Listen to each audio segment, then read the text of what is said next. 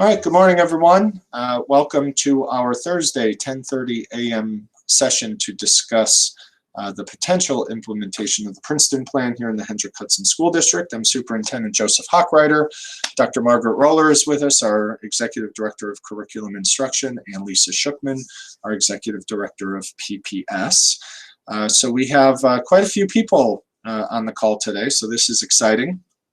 We hope to be able to get to your questions and address any concerns or alleviate any stress that you may have as we continue to explore the possible implementation of the Princeton plan. We had 3 questions that have been submitted since our last meeting, so we're going to start with those. I'm not sure if the folks who submitted the questions are on the call. I know one person is, but we want to honor their commitment to sending in the question in advance. So we'll start with those, and then we'll open it up for questions and a discussion with the rest of us. So the first question comes from Mariella Carasquillo, I think, but Mariella. Oh, Mariella, there you are, Mariella. Well, hi, welcome. Okay. So Mariella is with us, and her question is that she has a question and a challenge. I'd like to see the board come up with a mock of how the Princeton plan would look for families with 1 or more children. Take Mariella as an example. I have a 1st grader, a 3rd grader, and a 4th grader. I'd like to see a presentation of what that will look like. Pickup times for all 3 children, bus routes, school start time, drop off. I'd like to see what early release day would look like. Snow is coming and all the schools will be let out early. If you feel confident enough that you can figure out logistics for 1,000 elementary students, I'm sure figuring out 3 children would not be an issue at all. I don't know if that you were meant to be funny, but I know that's a real concern. Okay, will not be exact, so on and so forth. Okay, so really the logistics of how to organize 3 elementary schools. So what has to happen is we have incomplete data right now to run a transportation model. So even in a normal year, right, and it feels like it's been decades since we had a normal year. But in a normal year, we have students entering and leaving the district throughout the summer, certainly into September and October. And many of you who have been with us, especially with elementary children, you receive your bus routes very, very late. And you receive them very, very late in terms of late August or early September for a really good reason, because we try to wait as late as possible to hit the magic button on our logistics software, because we have so many kids coming and leaving from the time school ends in June until well after school starts. So we want to have as many students enrolled and registered for transportation before we start the routing software. We use the software to do all of our transportation. That gets us about 90% of the way, and then our transportation department finishes it, because we can't just rely on GPS in order to control our bus routes, because GPS doesn't know all of the little intricacies of some of our neighborhoods. For example, some of our roads are too narrow for a bus to travel, or the cul-de-sac isn't big enough to turn around, so we have to by hand or manually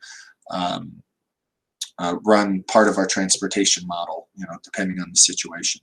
So we are still, even for next year, we are still registering kindergartners. In fact, we have maybe only 1/3 of our kindergartners currently registered in terms of who we're expecting. So that's a significant number of kids that we anticipate coming that have not registered, which means we can't put them into the system to run a mock schedule. What I can tell you is that if we're looking at current transportation models, the lowest or the shortest and the longest bus run from Furnace Woods over to the high school is 30 to 40 minutes. And from BV over to the middle school is 30 to 40 minutes. So we would not anticipate a huge change from that ballpark estimated bus ride time, right? And it really, really depends where you live and what school you're going to. For example, I live in the Furnace Woods neighborhood. I live off of Maple Avenue. When I go to work, I could go many different ways, and the phone will tell me sometimes the quickest way is to go through Peekskill, or sometimes all the way around Watch Hill Road. Our transportation software is as dynamic as that, and depending on specifically where kids live, where they have to get picked up and dropped off, it will route a bus from one side of the district to the other to be as quick and as efficient as possible. So that's the main reason we can't run a mock transportation schedule, is because we have incomplete data to even suggest what bus rides or what bus runs would look like. When we get closer to finishing our kindergarten registration, when we get excuse me, when we roll over our current fifth graders out of the system, because they'll be part of the middle school transportation system, we'll have a better idea. But a rule of thumb and a very safe bet right now is, because we've always been transporting kids from one side of the district to the other, is that 30 to 40 minute range. Now, there will be some deviation there, of course, because it depends on who lives where and when they live there and what specific school that they'll be going to. In terms of school start and end times, we very likely will need to have staggered start and end times for transportation purposes. We have staggered start and end times right now. Furnace Woods starts about 35 minutes earlier, and the two other elementaries start at 9 o'clock, and Furnace Woods starts a little bit earlier. That helps. That helps our transportation routing system, because you can use the same fleet of buses more often. And so I would anticipate that there would still be a staggered start and end time for the 3 elementary schools, because we do have families that want to drive their children, pick them up, drop them off, so on and so forth. And we'd want to be able to make sure that we can accommodate everyone as best we can to that regard. In terms of families who have multiple kids in multiple schools, we will be very, very sensitive to scheduling school events, whether it's open house or concerts or so on and so forth. We do that now. It's a little known fact, but it's really important to underscore that we have students that live in one neighborhood, so to speak, and go to an elementary school outside of their neighborhood. We have quite a few students that receive special instruction or so on and so forth. This year, I'll tell you, for the elementary students that are coming to school every day, we do have students who are not attending their home school. They're receiving in-person instruction in other schools. The situation also arises, let's just say, your kids are staggered, maybe not every year, every other year. That would create an issue in the Princeton plan, but I don't know, let's just say every 3 years or 4 years, where you'll have an elementary, middle school, and a high school student. Sort of the same issues apply, and the same sensitivity that we have in scheduling events. We try to make sure that the high school isn't having a function on a competing date with one of the elementary schools, because it's very likely as a family you could have a high schooler and an elementary student. So all of those considerations will be taken into account. I mentioned last night that we're running a report to see how many families could be impacted, Mariella, in your exact situation. How many families would have, how many families of data we have are we projecting that families would have students in all 3 elementary schools, or even 2, because we really want to know what our audience is in terms of designing what the beginning and end of the day would look like, and what the transportation schedule would look like. So that hopefully helps. I know it's not a direct answer, because I can't give you a draft plan, because with so few kids registered for kindergarten right now, we would be making an estimate with really, really incomplete data, and whatever information I would give you would be skewed one way or another. It would skew people to say, okay, great, the bus ride's going to be shorter than I thought, or it could freak people out and say, oh my God, it's going to be longer than I thought. But for many, many decades, we have been transporting students from various Furnace Woods neighborhoods over to the high school, and vice versa. Certainly, Furnace Woods is in the backyard of the middle school, and BV will be a couple more minutes on the bus from the high school to BV, depending on which way you go. I know when I have morning meetings, or when we used to be meeting in person, and I had morning meetings at BV, I would go a different way to work because I'd start my day at BV, and I got to BV quicker than I got to the high school where our offices are. So there are really a lot of variables in how we build the transportation system. And for those of you who have had elementary students for a while, you may notice that over time your bus stop changes, your pickup and drop off time changes, and that's because the system is in real time and dynamic, so it responds to the students in the neighborhood that have to be transported. And we get phone calls. I get a lot of phone calls saying, oh my goodness, for 4 years the bus stop was at our mailbox, and the bus picked us up at this time and dropped us off at that time, and now it changed.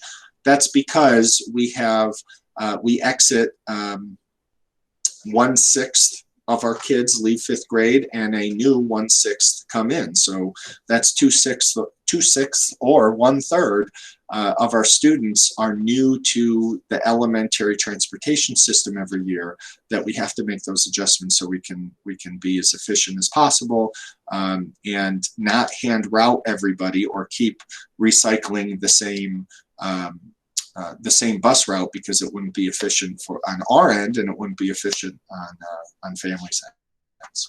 So I hope that gives some perspective, but let me go through some of the other questions, and then we'll have some more dialogue around transportation. The second question comes from, it looks like, James Pinal. There was a question about unbiased training, but you said you didn't believe, I guess it's me, so I'll change it. There was a question about unbiased training, but I said I didn't believe anyone needed it. Is this because you already have something similar? Wouldn't this training be beneficial? So I don't know if James is with us. I don't think James is, but I'm unfamiliar with what I said, if I said it about unbiased training. I will say this, that there has been a lot of discussion from our stakeholder committee, and just discussion in our community, and you've heard it if you've been watching our board meetings or attending any of these, discussions around diversity, equity, and the like. Because I think what was discovered as we learned more about the Princeton plan, and we consulted with other districts, specifically we spent a lot of time talking to Somers, Ossining, and Tarrytown. All of them said separately in separate conversations that one of the benefits of the Princeton plan is it creates more equity quicker for elementary students, because when you have all of your students by grade level in the same place at the same time, you can control for class sizes. Within the class sizes, you can control for how students are assigned to teachers, and you can use many different criteria to balance out the makeup of those classes. Last night we shared our projected class sizes for elementary school next year, and they're all over the place, and depending on where you live, there's the perception that there are winners and that there are losers. For example, if your child is going to Furnace Woods next year and is going to be a 5th grader, there are going to be 27 kids in that class, which is a lot, but it's not uncommon. But if you're a 5th grader and you live in Frank G, you may have only 19 5th graders in a class. Now, why that disparity? That disparity exists because our current model, the elementary neighborhood model, our attendance is based on how many kids live in that neighborhood at that time that are coming to school to receive 5th grade instruction, for example. Now, I'll use a different example. If you are going into 1st grade at Furnace Woods next year, there will be 11 students in your class. If you're going into 1st grade at Frank G, you will have 20 students in your class. I mean, a big difference, right? And those differences matter. They matter in terms of access, they matter in terms of equity, they matter in terms of availability and access to teachers or supports, or you name it. Within the makeup of those classes, if we were in the Princeton plan, New York State has multiple classifications for students called subgroups. And the 4 major subgroups that New York State asks us, all right, they ask us for performance and attendance and discipline information on students in 4 categories. Do they receive free and reduced lunch? Do they have an IEP? Do they receive special education services? Are they white or non-white? And do they speak English as a second language or not? All right, those are not our criteria. It's New York State and the federal government's criteria. And what we know is, depending on which of those subgroups your child may be in, or based on your family or your child's demographics, those students are actually evaluated a little bit differently in the eyes of the state and federal government. It's no secret that, like any community, that our communities, our elementary communities within the larger Hendrick Hudson organization, are very uniquely different demographically, and they're uniquely different in terms of size. Next year we're projecting 208 students to attend Furnace Woods.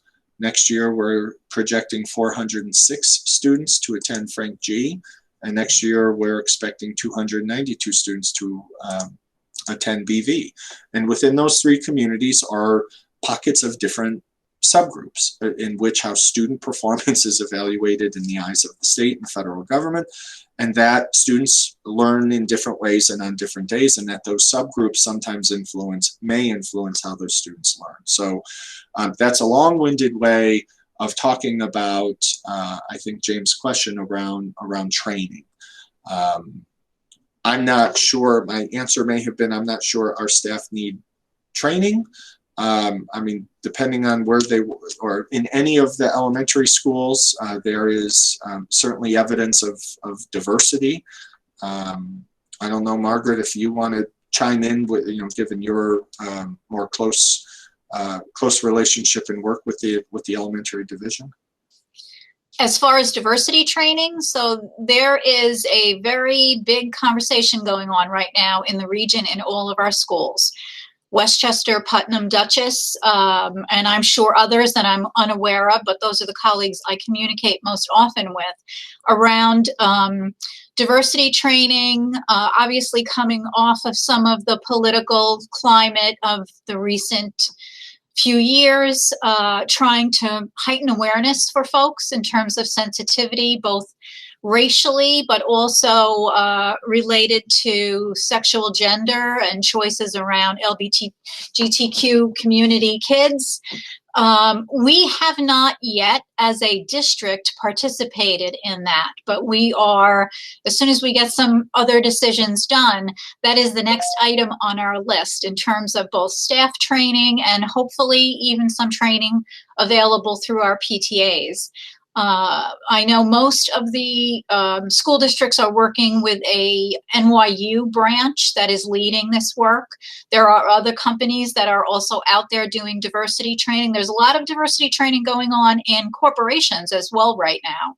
So we all have a lot to learn more about one another and how to be more accepting of other people's differences and embrace the fact that differences make us better, and also take away fear.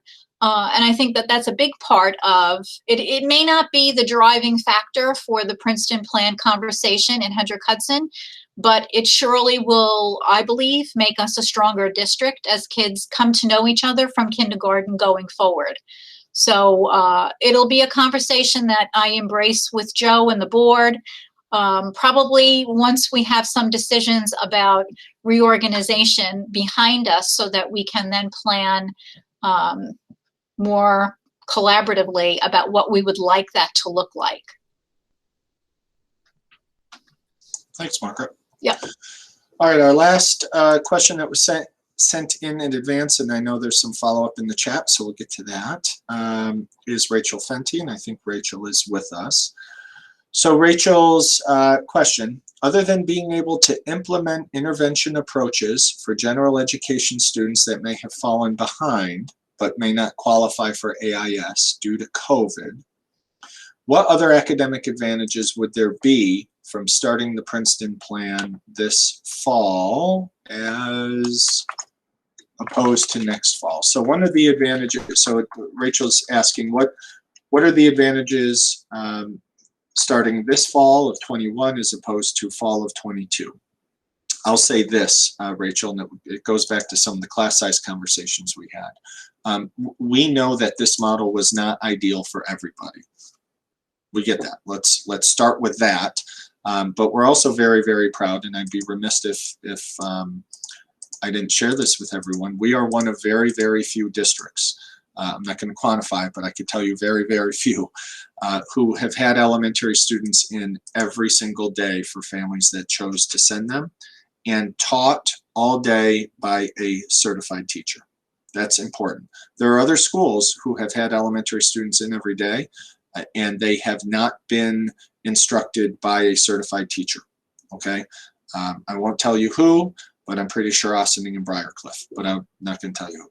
But we're very proud of the model we have. So we believe with very, very small class size, we have about 12 kids per class, a few more in some.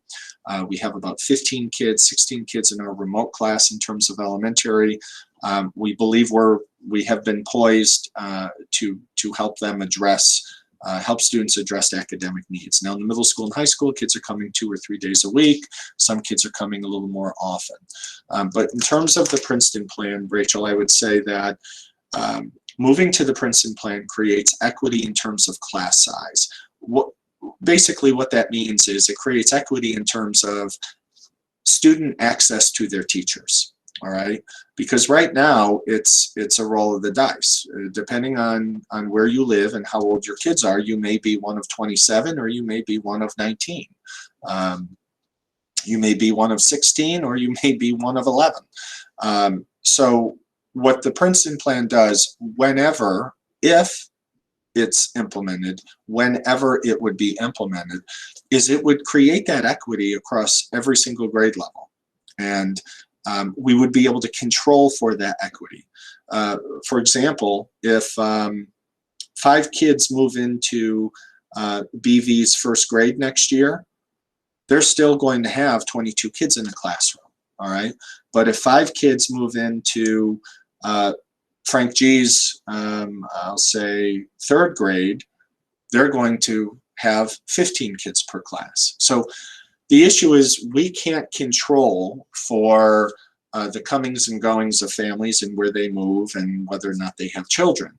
What we can control in the Princeton plan is how many students are divided by how many teachers, so that everyone has at least a very similar baseline to start with. And I think that's really important.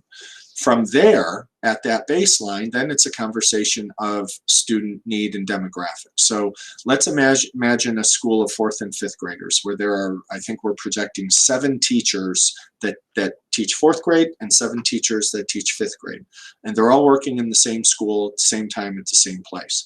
Those 7 teachers can get together and articulate with each other how they want to provide extension activities for kids who are above and beyond and are, just get out of my way and, let me go faster. And remediation services to address your situation of kids who need help, but they may not qualify for special education.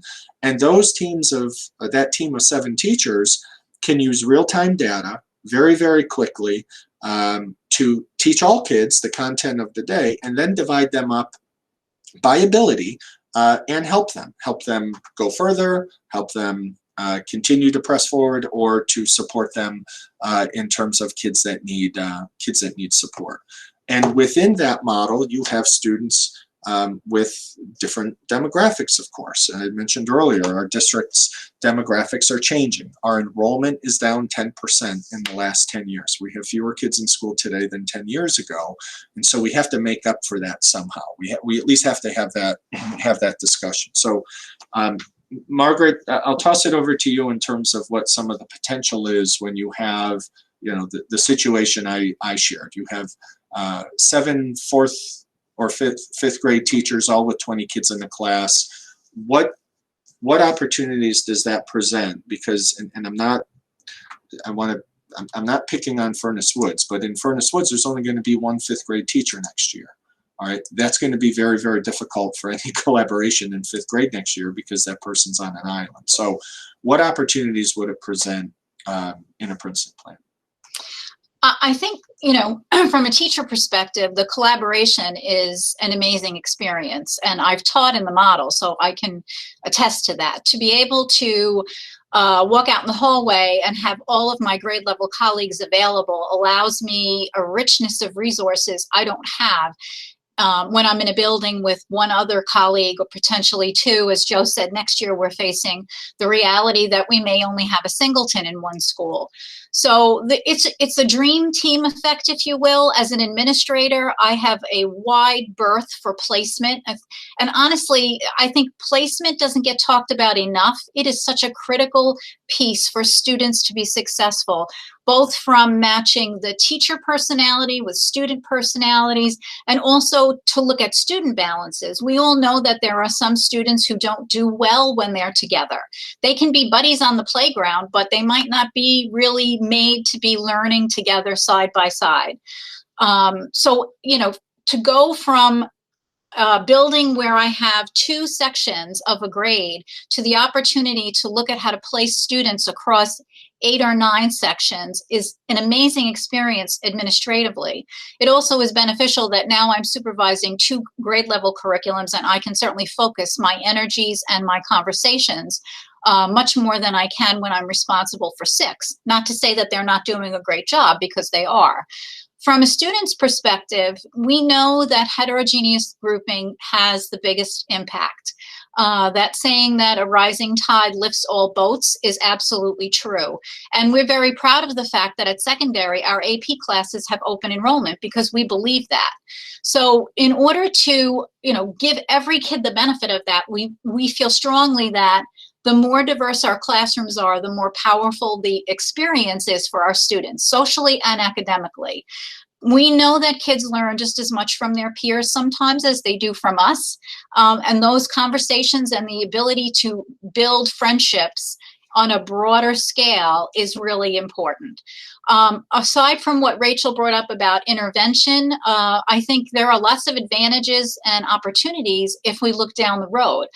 Many things cannot happen immediately, but I can envision a whole slew of opportunities that can come our way that are much more fiscally responsible if I only have to do it once in a building than 3 times in each building. Some programs are not as cost effective when they have to be replicated 3 times over. My interest in bringing science into the school as a special, especially in a grade banded environment, allows me to give those 2 grades every bell and whistle that I can afford, because I only have to create 1 science lab for a school, as opposed to a science outfit for every single teacher across grade levels. There are some opportunities that we've looked at. We've talked about the opportunity down the road for foreign language at the elementary building.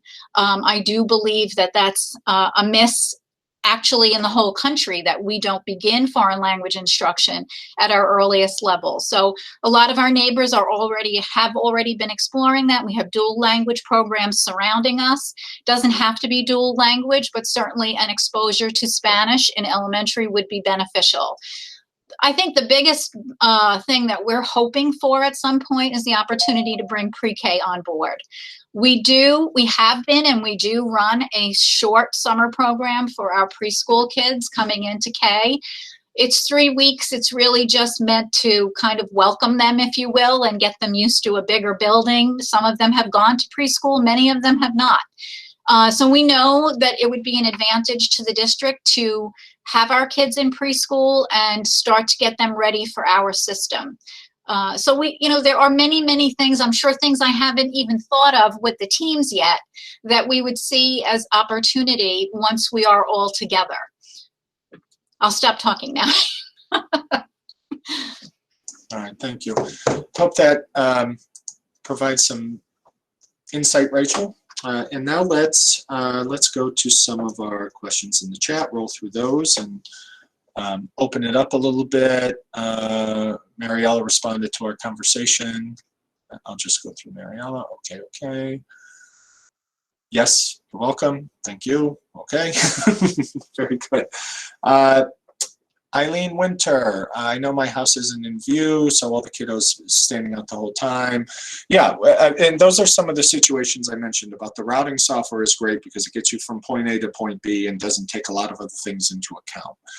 The good news is the transportation department not only has been doing this work for a really long time, but they also live in the community and they drive most of the routes before we confirm them. So those are the exact situations that we take into account.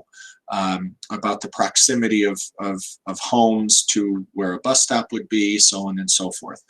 The other thing we take into account is to make sure that kids aren't crossing very busy and major roads like Albany Post Road over here outside my office and other places like that. So that's why I said that we need more inputs to run the transportation system, and then they clean it up based on some of the specifics in our district. And one of those specifics, Eileen, is exactly what you mentioned, that your house is not just a dot on a map. You know, you may have a driveway that's really long or windy, or the trees block it. So we take those things into account as well. Rachel chimed in that she's had 4 kids in 4 buildings. She says it's difficult but manageable.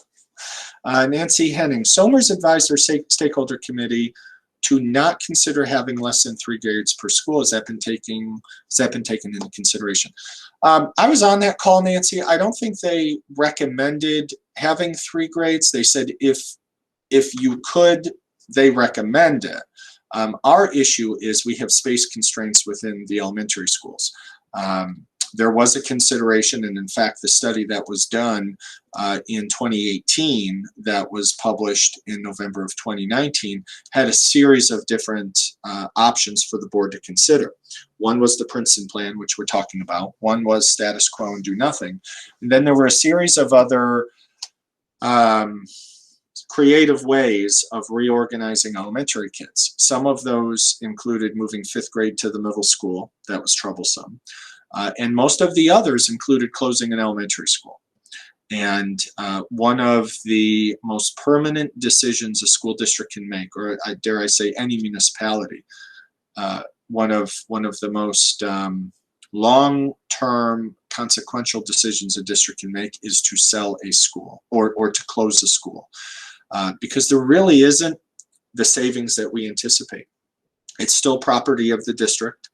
We still have to have insurance on it. We still have to have heat and water and electric and other things like that. And while we might be able to close the school due to enrollment, which we can't, but let's pretend we can, we probably still would need some of that space for our athletic programs or for overflow. It was not too long ago where we had serious space concerns at Frank G. We were out of classroom space. We were going to put art on a cart. We were going to put music on a cart. We were moving people around. Special education services were going to need to be mobile because right now they have committed space in all of the schools. And luckily that didn't come to fruition. But the model and the analysis that called for a closing of school would have resulted in really tight, cramped spaces in other places. So a Princeton plan with 3 grade levels per just isn't possible because of our enrollment, and it would give us very little flexibility in case we had any sort of enrollment increase. The estimated number of kids in sections in the Princeton plan calls for just about 300 students per school, K1, 2, 3, 4, 5. And given the estimated number of classroom sections in all 3 of those schools, there would be multiple empty classrooms in case we had to expand, empty classrooms in case, you know, with the situation Margaret and I mentioned, that if a teacher wants to break a class in 2 and do small group instruction, there'd be plenty of space to do that. But moving to a system with 3 grades in each school, we would not have enough space to do that and to feel comfortable that we'd have some breathing room. So great question, and I'm glad I was able to clarify that. Elementary students, it's Nancy said regarding Mariella's point, it's a different animal when with elementary students is they cannot get themselves on and off the bus without an adult being present. Yep, those are the very situations that we take into account. We want to make sure that an adult is available for kindergarten, first and second graders at pickup and drop off, and that gets into some of the hand scheduling and manipulation of the transportation schedule, given some of those safety matters and safety constraints that we have. Linda, has the Valeria complex been considered in student numbers for Furnace Woods? Very interesting. There are very few students K-12 that live in Valeria. There are some, and if you drive by Valeria, you see the Fisher-Price play sets and you see little splash pools. It's cute. But Valeria was not designed, the existing part of Valeria and particularly the new part was really not designed to be family friendly. They can't prohibit families from moving in, but the design of their new townhomes and condos are not conducive for families with young children. So I'm guessing that's why we have very few children that are in Valeria. We do have some, but very few. And just so you know, because an aside, sort of talking about transportation, Valeria is a private road. Our buses do not travel in Valeria. So depending on where you live, if you need a bus, you have to find yourself over to Furnace Woods or Furnace Dock Road, where there's a central bus stop. So that's one of the little wrinkles in the transportation system that sometimes gets overlooked, because on the map you can drive all the way to the clubhouse and the lake and go walk the pond, but not a school bus. So again, one of the many little wrinkles in our transportation system. Rachel thanks us for the excitement and positivity, academic advantages. You're very welcome. Linda wants us to elaborate on equity. Are you saying students aren't being taught equally across all the schools? No. Good question. Thanks for letting us elaborate. What I'm saying is that the starting point to influence a student's educational experience starts with class size. And our class sizes are all over the place. And they're all over the place because they are 100% contingent on where families live, how old their children are, and whether or not they come to our school district. So the equity piece starts with how many teachers have how many children and what sort of access that creates. That's the first equity piece. The second equity piece is that we have various concentrations of students based on their demographics in certain neighborhoods within our school community. So if everyone is in the same place at the same time, we're able to more equitably distribute numbers of kids to numbers of teachers to guarantee within a student or two that if you are a kindergartner in Hendrick Hudson, we can guarantee you that you're going to have 16, 17, or 18 students in a classroom, not as few as 11 or as many as 23, because we can't give that guarantee to anybody right now. So I do want to elaborate on that the baseline is starting with equitable class size, which really means access going both ways, access between teacher and 20 students, and access between the 20 students and their teacher. So thank you for raising that. Rachel talked a little bit more about her experience dropping off her niece. Okay. Linda, another question. If the district's looking to save costs, what about the cost of running a pre-K program? Good question, and I'm going to hop on a soapbox. What we're talking about right now is if we transition to the Princeton plan, we can reduce our expenses and save taxpayers, of which we all are a taxpayer in the district, as many as $2 million per year. All right, that's basically the cost of keeping our system status quo versus having the Princeton plan. It's more efficient. We need less people because we have kids in the same place at the same time that need the same instruction. With that, comes an opportunity, as Margaret mentioned, to add different elements to our elementary program that we absolutely would not be able to do right now in 3 elementary schools. And the conversation really is, do we implement the Princeton plan to save $2 million and avoid increased taxes? Or do we meet the community halfway or anywhere along $0 to $2 million and say, here's what's in it for you, mom and dad, here's what's in it for your child. Maybe we're going to move to the Princeton plan and not save all $2 million, but let's say we're going to use $1.5 million of those dollars to reduce all of our potential tax increase. And with that $500,000, we're going to keep 5 teaching positions, I'm making this up, and we're going to have STEM programs for elementary kids. We're going to start language programs, as Margaret said, as early as in the elementary level, let's just say, or perhaps pre-K. So that is an open discussion that we have had with our stakeholder committee to say that there needs to be, well, I guess the question is, does there need to be some incentive, some programmatic incentive or added value for going to the Princeton plan? Or are we just going to reorganize students, have more equal class size, and be okay with that? And that's a very fine pathway to go. But it creates an opportunity to add to our elementary program in the Princeton plan that we just would not be able to do right now. And Margaret mentioned science. You know, pre-K would be a pipe dream. What we know, and I'm going to ask Lisa Shookman to join us, what we know is we have more students entering kindergarten that need academic and social supports because they haven't either been exposed to a pre-K program, parents haven't been able to afford it, or it's not available to our families. So over the last number of years, we have seen more and more 4-year-olds who are turning 5 and are coming into our district need more and more support. If we had the opportunity to offer a pre-K program, I think the quicker we can get kids into our system, taught by our fantastic staff, I think that will only improve our children and our community and everybody. But there is a cost to it.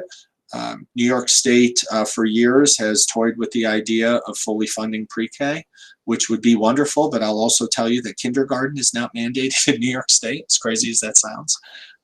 So pre-K would be a pipe dream. It would be an expense, but I think that's a community conversation to say what added value is there, or what opportunities are there to going to the Princeton plan that really are not on the table right now because of a lot of the I guess inequities, or a lot of the variance in class size and enrollment and some of the other constraints in our model. So Lisa, if you could talk a little bit about what we're seeing from our 4-year-olds that are entering kindergarten. We're seeing the number increase for students with disabilities. They enter as a child with a disability. But I think the question was based on funding, and I really want to focus on that because Margaret and I have actually spent, this is our dream, to have an integrated pre-K where we can do a lot of what I call powerhouse with our OTs, our PTs, our speech, and all of our wonderful staff to get ahead of things before the kids get to kindergarten. And some of that funding actually comes from grants. Margaret has grants, I have special ed grants, and we would combine them together to help fund this. Will that fund the whole thing? Absolutely not, but it's a good chunk of change. It also allows us to work with some of our neighborhood preschools and become partners. What does that mean? That means we only would have kids 18 in the morning, 18 in the afternoon, how many ever sections we have. The other half of the day, they need something because mom and dad work. So is it a Head Start? Is it a preschool that's local that we get and we bus directly to that preschool, and then the bus comes back with the other 18? And I think the biggest thing is for my end on CPSE is a lot of our kids travel a long ways. Some of them go to Brewster. We have kids that go to way southern remote areas to get their preschool. And to keep them local would be wonderful. The bus ride would not be as long as it is for other areas. It then allows us to start tracking and charting these students' growth in-house. So we will be able to do more interventions. So when they get to kindergarten, we will see the difference and the growth based on the interventions we can actually offer at school. So I mean, the funding piece, yes, it's big, but there are grants out there to write besides the ones Margaret and I already write. And in the end, the academic advantages of the end are amazing. I have studied a couple schools that have what they call powerhouses and this early intervention, and it's amazing to see where the kids end up. And I'm not just talking students with disabilities, I'm talking any child with the strengths and what they're coming to kindergarten with, because we know the expectations are much higher. Yeah, there's also UPK money available to districts, which I'm sure you've all heard about. It's New York City's funding source. There is some struggle with that right now as the state has found themselves in a hole with COVID expenses. So I believe that UPK funding is taking a hit next year. But as Lisa said, there is grant money, and that grant money may restrict us somewhat in terms of who we can accept into the program. But if it was a start for us to, see what we can do and show what we can do, I would certainly be willing to have that conversation. I want to also say that as a former pre-K teacher in a private setting and a kindergarten teacher, not all preschool experiences are equal. So some kids go to preschools that are just outstanding and they have rich and varied experiences coming into kindergarten, and others feel more like babysitting. So we have to be careful, and that's part of what we suffer through as the receiving kindergarten, is that we are getting kids who have never had an experience, who've had a experience, and who've had a fabulous experience all coming together. We really would love to control that narrative in the district, and by doing so help our parents to some extent. It's an expensive proposition. I know somebody just recently told me that their preschool bill is almost more than their mortgage. So we understand that part too. I think also it goes back to the equity. There's some families in our district that can't access preschool, can't afford preschool. This would allow that being equitable across all the district. So I just think it's an advantage. It's definitely a dream for Margaret and I, and we talk about it, and we've said, oh, we could do this, but we really, it's something we can do down the line. Thank you. We'll keep going through our chat questions. Julie says she's worried about COVID with kids in multiple schools. We're not sure about vaccines next year. Yes, look, we're not sure what school will look like next year. And if you have a middle schooler and a high schooler right now, you're going to get a survey from me by the end of the day saying, do you want to come back to school more often this spring? Because the Department of Health is making that available now that wasn't available earlier in the year. Also, we have more staff that are in the pipeline to be vaccinated. I'm one of them. I have my second vaccine in early April. Many of us are trying to get vaccinated as quickly as possible, but that doesn't change the situation for kids. And COVID is still an issue. I mean, if you have a middle schooler, your middle schooler showed up at your door around 9:30 this morning because as kids were getting off the bus, we were notified of a COVID positive, that the individual was symptomatic and spent a lot of time in school the last couple of days. So we had to send everyone home so we could figure out who potentially could have been exposed and so forth. So we are not out of the woods yet. And yes, families that will have multiple children, we're getting better at contact tracing. And the state has continued to advise us, but that's correct. I think regardless of the model that we're in, Princeton plan, not Princeton plan, COVID and how the virus spreads will be with us for a little while. Linda wants to know the impact on student learning with the Princeton plan. Do you have any data, and how many children are we talking about in Valeria? We have about a dozen students K through 12 in Valeria. So I got on mute and I talked to our transportation folks. About 5 elementary students live in Valeria, and the rest are spread out between middle school and high school. The impact on student learning, this is a great question. We published some research on our Princeton plan website, some peer-reviewed, like real research. And it is very, very clear that there are no studies to suggest moving to the Princeton plan positively impacts student achievement. It is also very clear that the leading reasons school districts consider the Princeton plan are for financial considerations and enrollment considerations. And that's where we are. We are not trying to uproot students to change student performance on the third grade ELA test that has been proven to be an irresponsible way of testing kids. And I'll say that as the superintendent, and Margaret and Lisa may shake their heads in agreement, or they may not. But what we have done to children in middle school and high school through the state testing has been to give them a political football and hope that they represent their teachers in school well, so that our name is positively reflected in the newspaper. And after a decade or so of high stakes testing, families finally realize that this is hurting kids. It doesn't give teachers credible information. It doesn't give parents credible information. And that parents started a grassroots movement to keep kids home.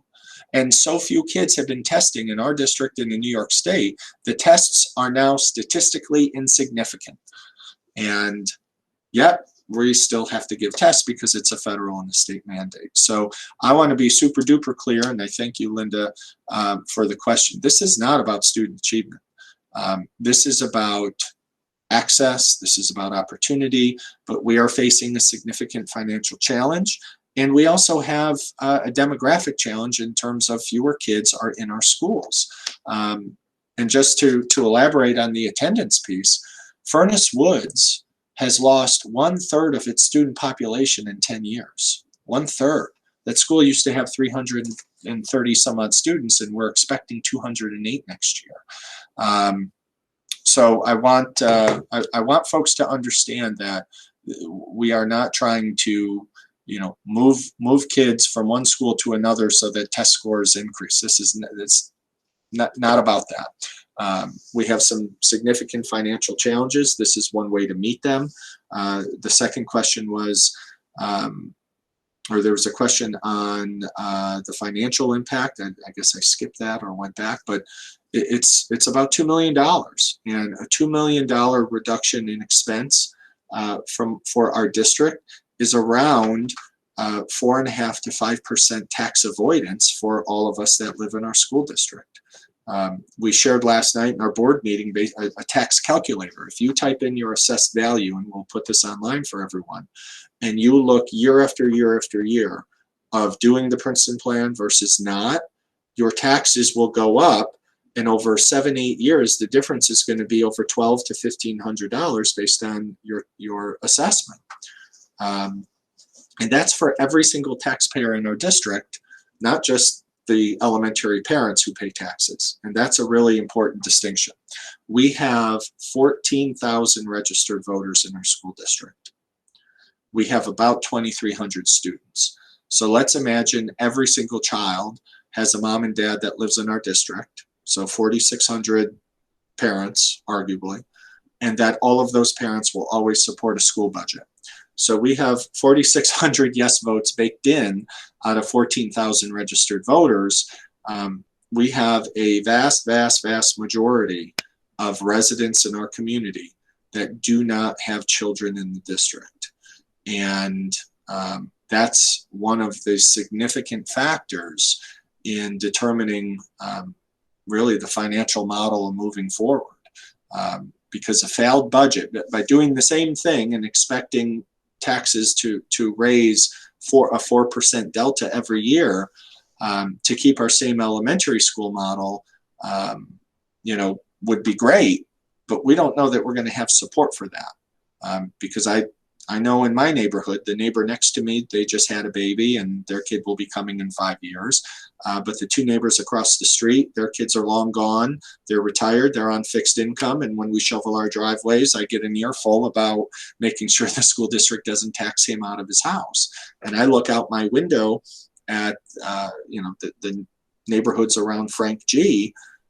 We have an aging population. We have families whose kids have graduated and they are retiring and on fixed incomes, or what's more aptly known as aging in place.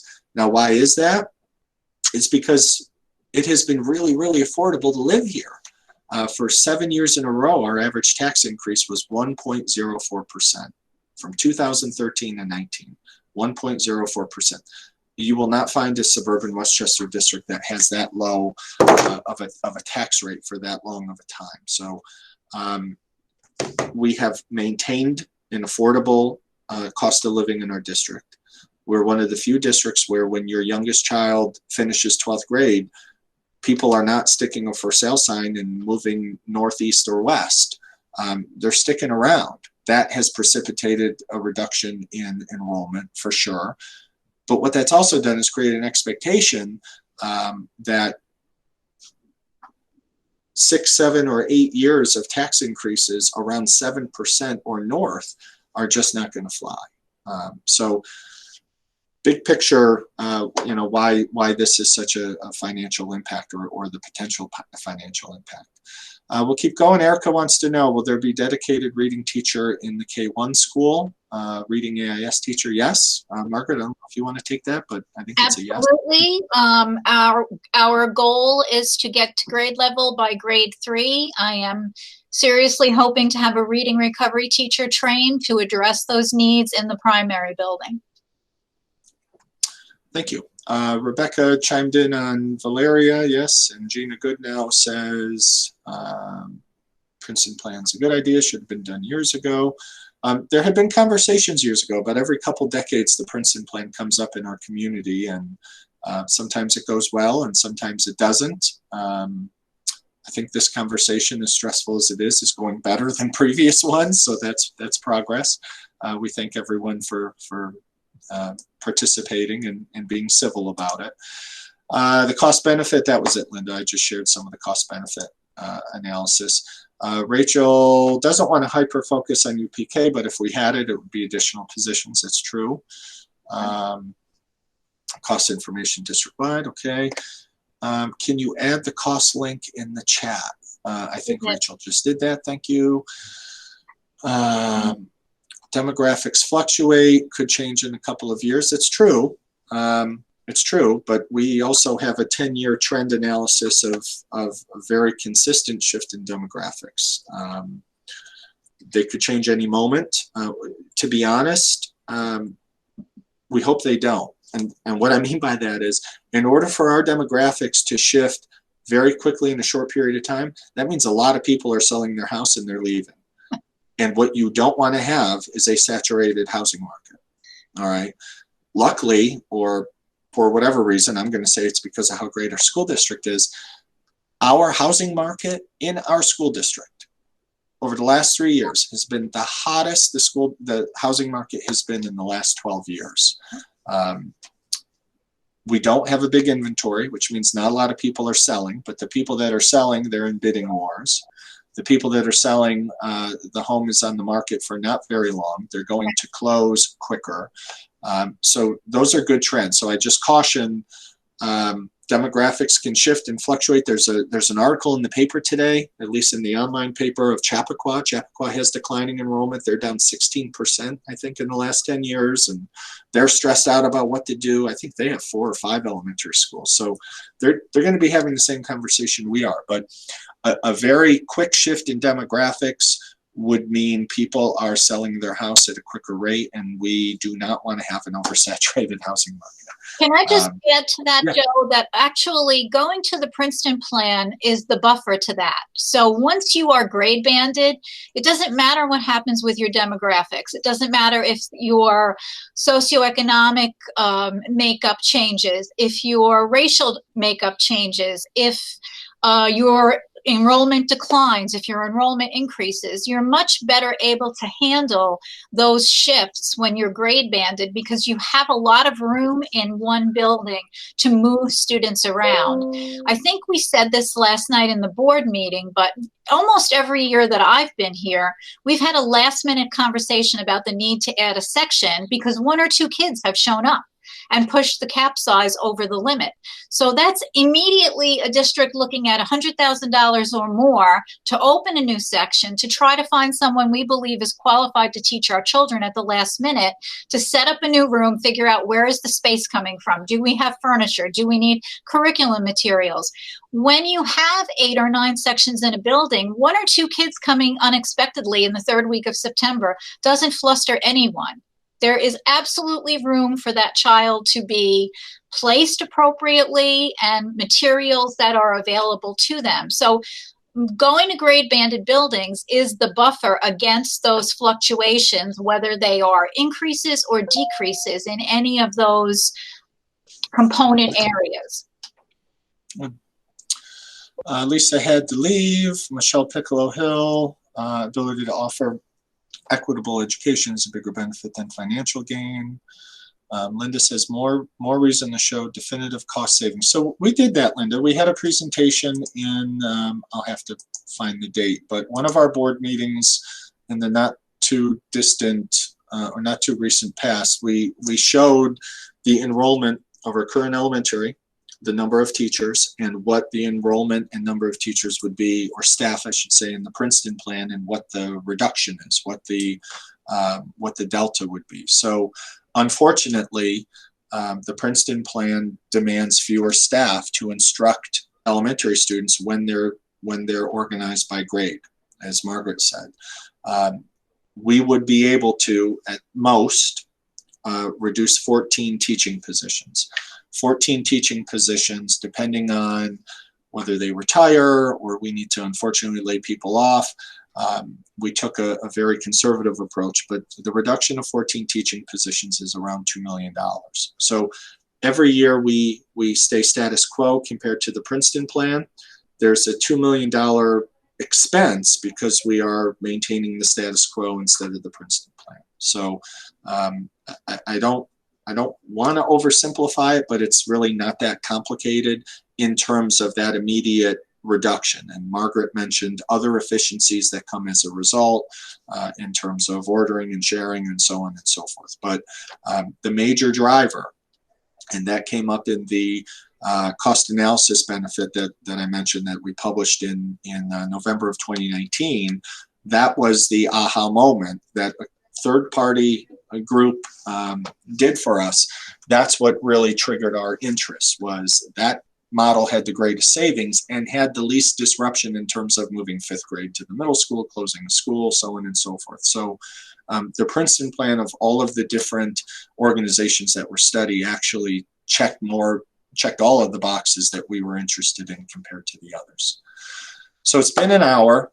We talked a long time. We had a great discussion. Let's open it up for some questions for a little bit. I know Lisa had to drop off, and Margaret may have to scoot. I don't have an unlimited amount of time, but let's see what we can get through. Sarah, you raised your hand. Do you still have a question or comment, or like to tell us about the weather at your house right now?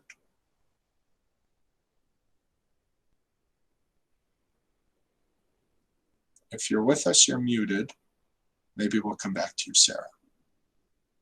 Anyone else?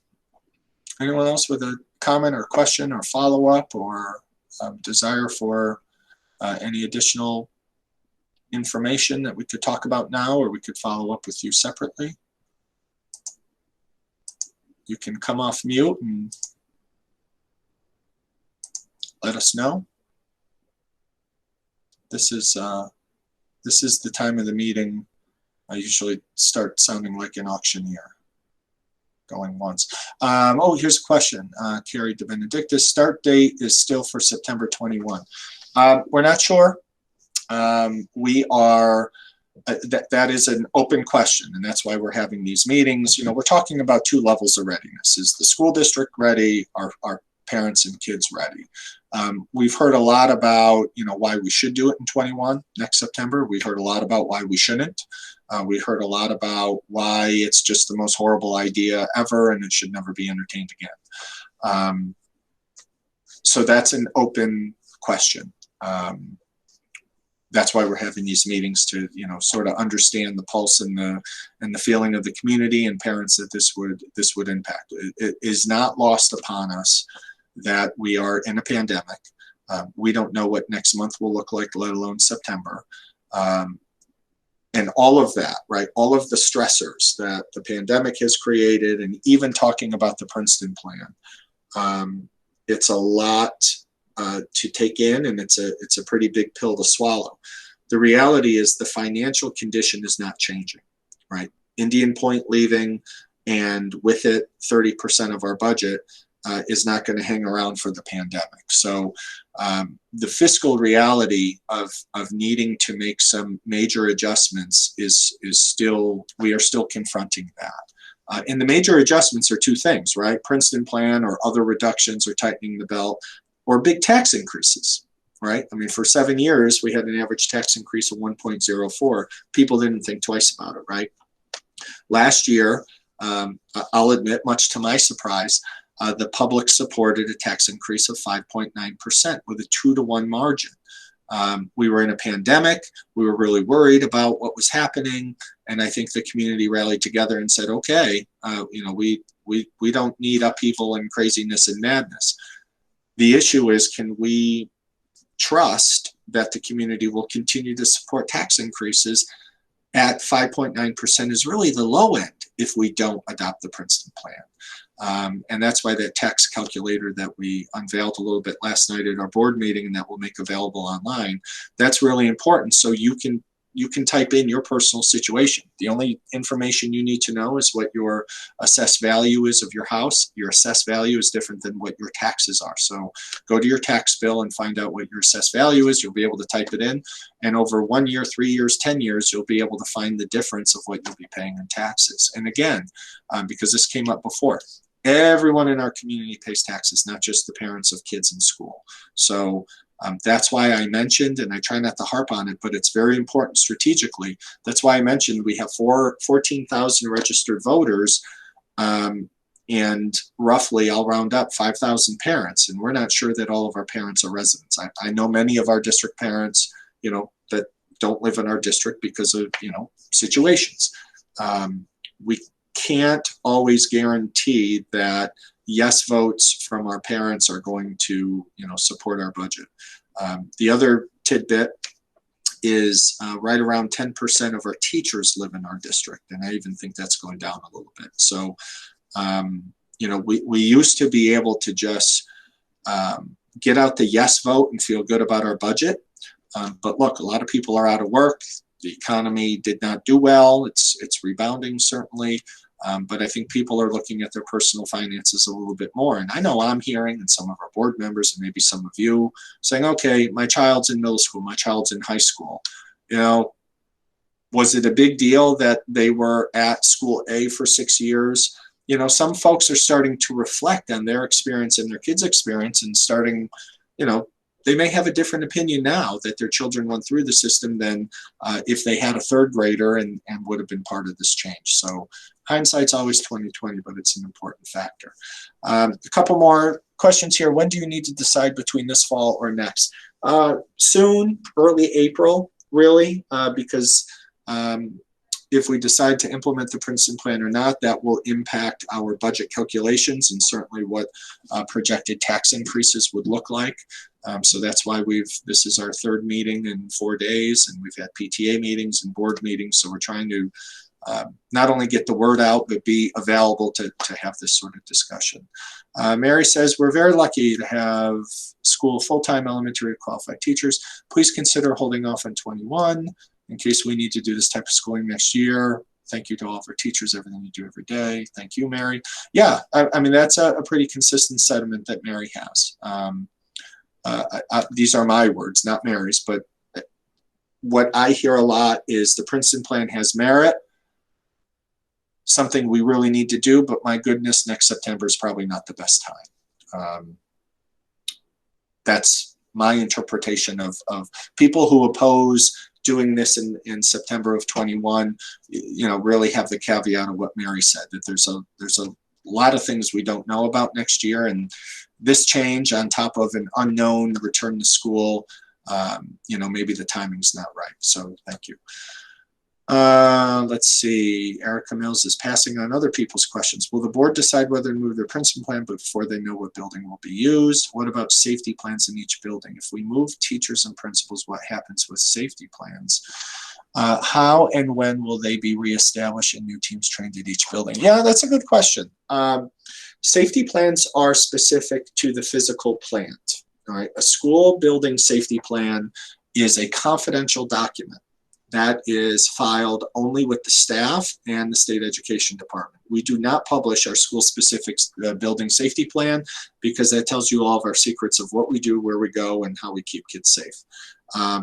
So yes, depending on what school has which grade level, the principal of that school, as well as our facilities director and outside consultants that we use, will help that school rebuild its safety plan. But a safety plan is typically contingent on the physical plan. So it won't change much because of different people.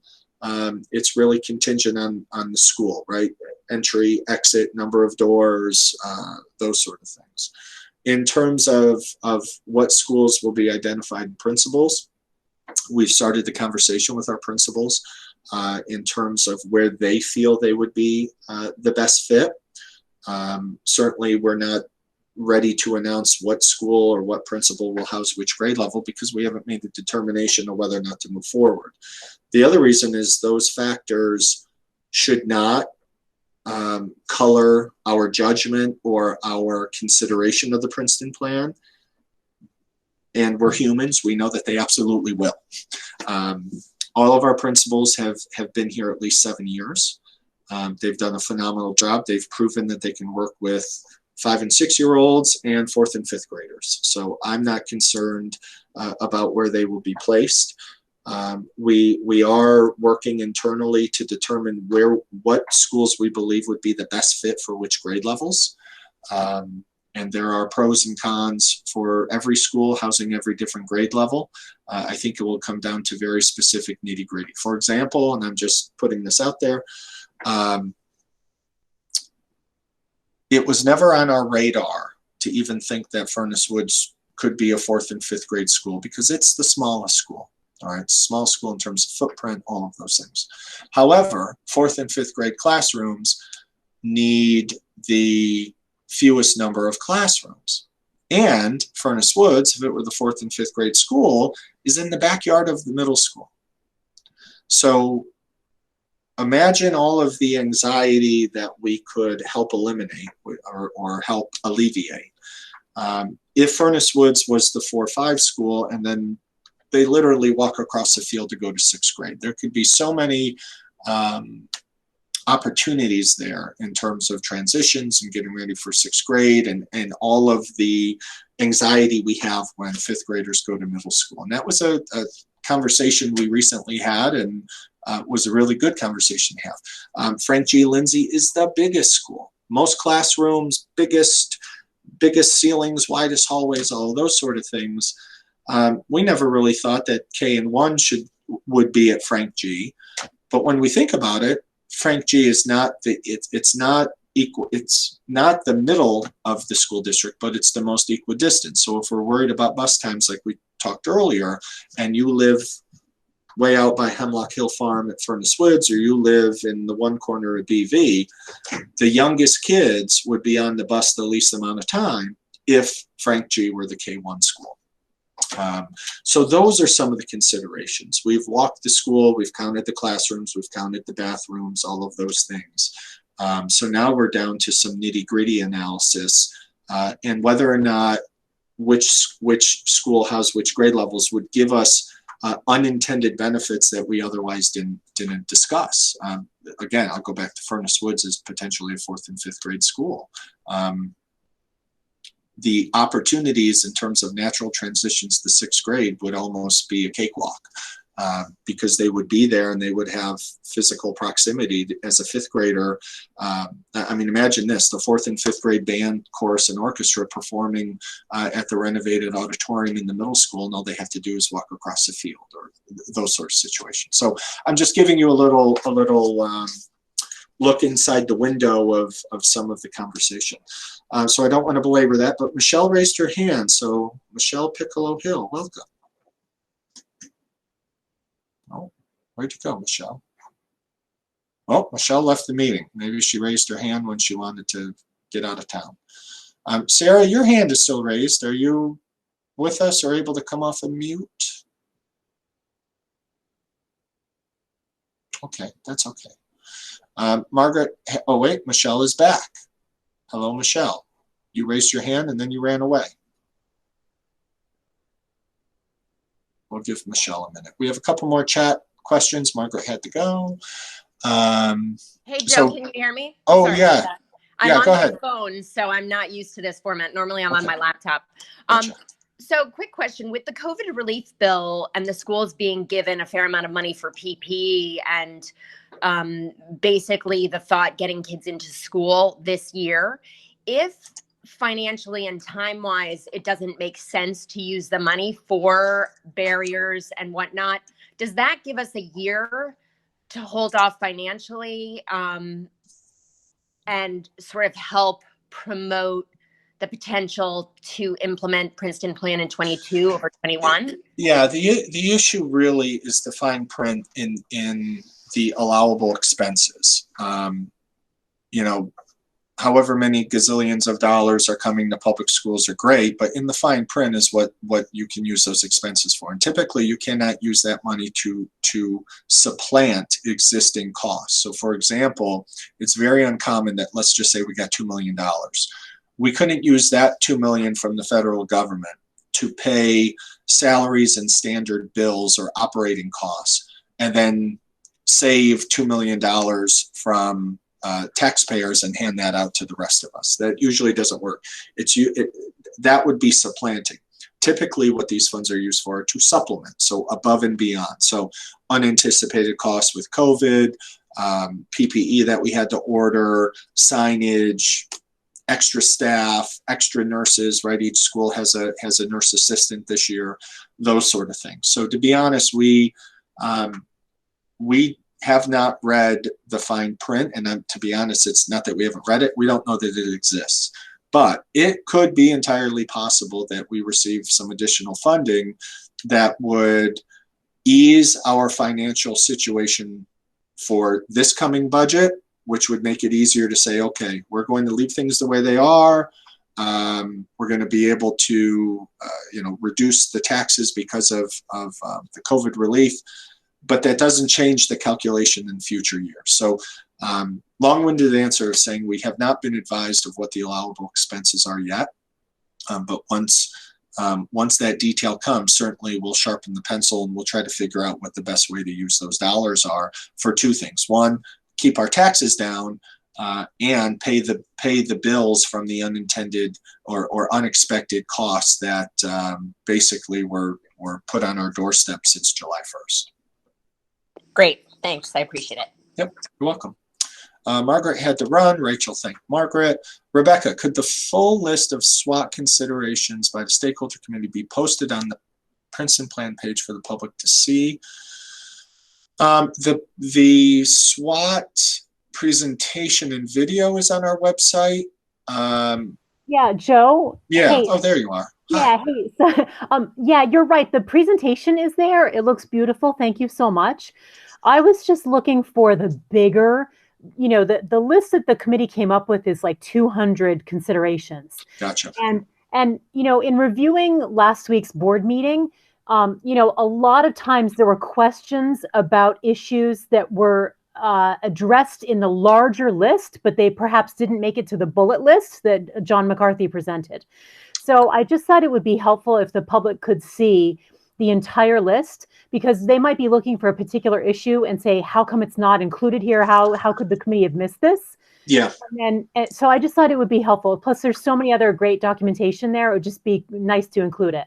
Yeah, it's a window into the committee's work and thinking, and I think that'd be a great idea. So let me track that down. What Rebecca's talking about is the process that the stakeholder group went through.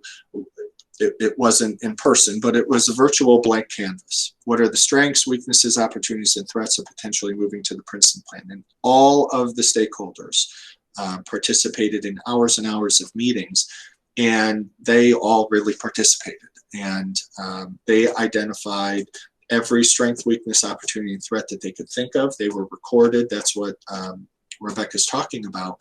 And then in small groups, they defined what those were. And we had as many as 200 pieces of input for each of those 4 quadrants.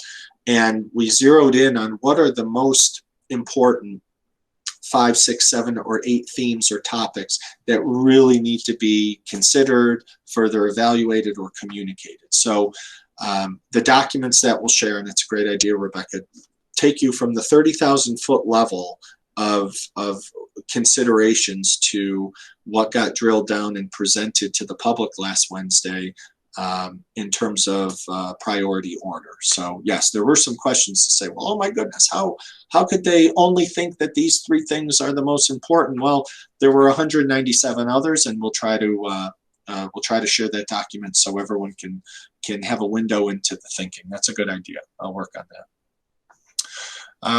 Jason Fields. Hi, Jason. Thanks for the time. You're welcome. I am cautiously supportive of the Princeton plan. Certainly pros and cons to it all. Thank you. And you're not alone. Oh, wait, there's more.